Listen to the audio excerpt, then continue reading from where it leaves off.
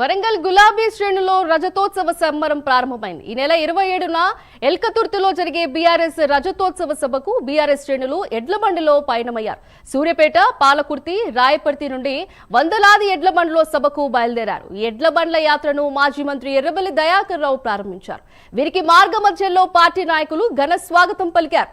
26వ తేదీన సాయంత్రం సభ ప్రాంగణానికి ఎడ్ల బండ్లు చేరుకోనున్నాయి.